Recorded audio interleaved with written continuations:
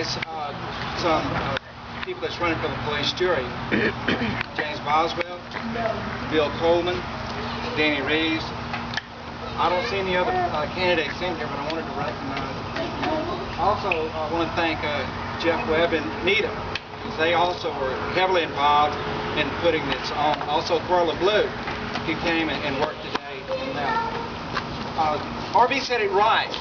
I'm not a career politician. If I was, I started late. I'm 62 years old.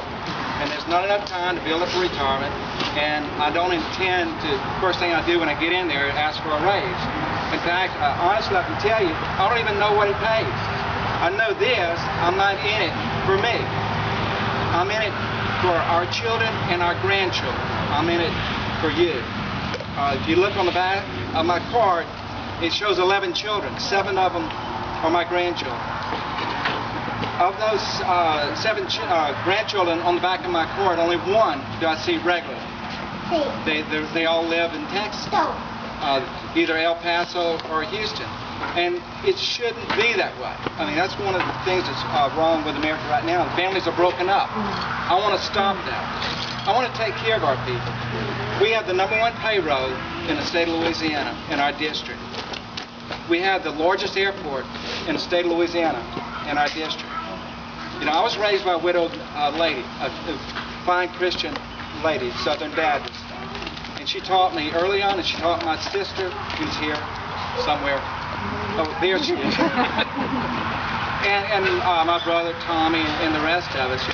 You know, she raised us at her knees. She said, you know, love Jesus, don't waste, and behave. You know, because although, you know, we're individuals, when we do something stupid, it affects the people around us. We do something great, it affects the people around us. If James messes up, it breaks Robin's heart. If James, you know, does something great, you know, well, she's proud of it. And so that's what we need to do. We need to work together on this. My opponents they're starting a whisper campaign, and I want y'all to pay attention. And when you hear gossip or lies, please call me, or call somebody that knows me well and confront it. Because the ones I've heard so far, there's no truth to it. If there was any truth to it, I wouldn't have a license to represent families in Louisiana. I'd like to answer any questions that y'all may have. I prefer to do it individually, but if there's something that y'all would like to say right now, go ahead. I would most definitely like to say one thing. No Terry Fowler. I knew nothing at all about it. My stepsister here got extremely ill. She was down in the U.S. Virgin Islands. My mom, her dad lived down there, and she was down there checking on them. She had a perforated ulcer. They fixed it, and then they said, oh no, we've got to fly you off the island because you have 100% blocked aorta in your stomach. Down into her legs, she had just what they call tributary veins that were just actually slowly building and had no pulse from her knee down. We did everything we could. We thought we did everything the right way, and it just didn't work. Terry got involved, and within less than a week, we find she was uninsured. We had her on Medicare. We had a doctor, Medicaid. We had a doctor to do the surgery, and she is now 2 days out of the hospital, which would be 9 days post-op from a biopsy. Not a biopsy, a bypass, you know, and then down into her groin area as well. So, had it not been for Terry, she would have died. She would have died. And to me, anybody that cares enough in today's society, everybody is just about themselves. There's no compassion. There's none. We need to make sure that compassion, people that are fair, and people that actually care about other people they've never met, like Terry Fowler did for us. Had it not been for him, once again, she would not be here tonight. So, we just don't know how to thank him.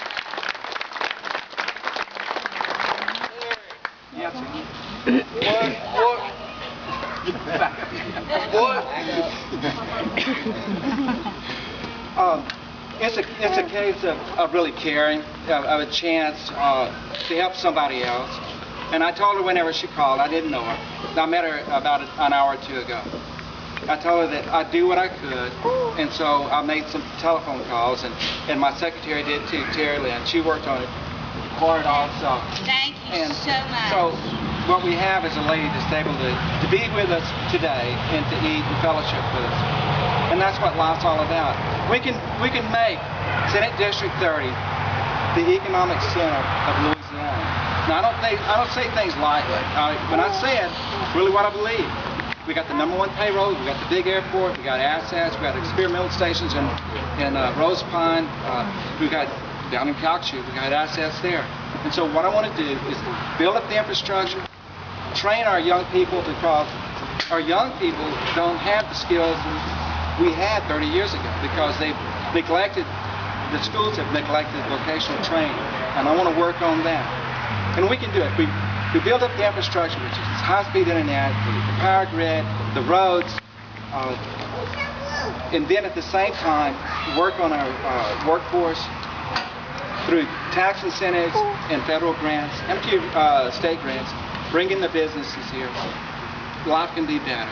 You know, it's like I heard that old politician, I don't remember if he was a Democrat, Republican, Independent, he said when the sea level rises, all the boats float. Well, we're going to improve our economy, and all the boats are going to float. God bless you. I'm going to be here. If you want to catch me and talk to me, I'd love to talk to you one-on-one. Can I say one word? Okay, Lord. I never knew this fella. Uh-oh. And I don't have a second story like you have. Really experienced that. But I ran for the Boulevard Parish School Board about 40 years ago. And I won by one vote. Just so happened that I had to defend it all the way to the Louisiana Supreme Court.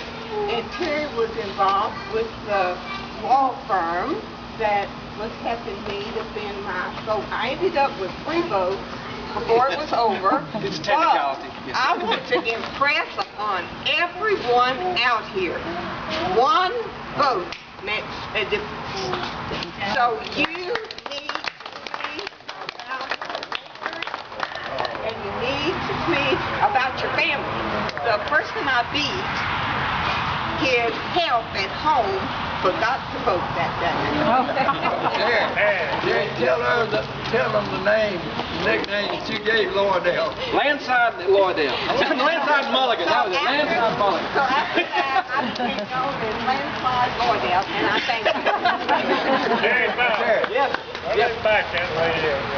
Yes. Don't nobody here think you're a coach on the team. Me and my wife come from Lake Charles, and 2 men, I ain't gonna call their name, went for school board. We got to the house. She said, did you vote for Louis Silver? I said, I didn't either. They counted the votes the next morning, 1 vote. Don't think you'll vote on the team. So never forget, 1 vote makes a difference. Appreciate it. If you don't vote, you can't complain. To enhance her performance there. When I was executive director of the MCAT, I had original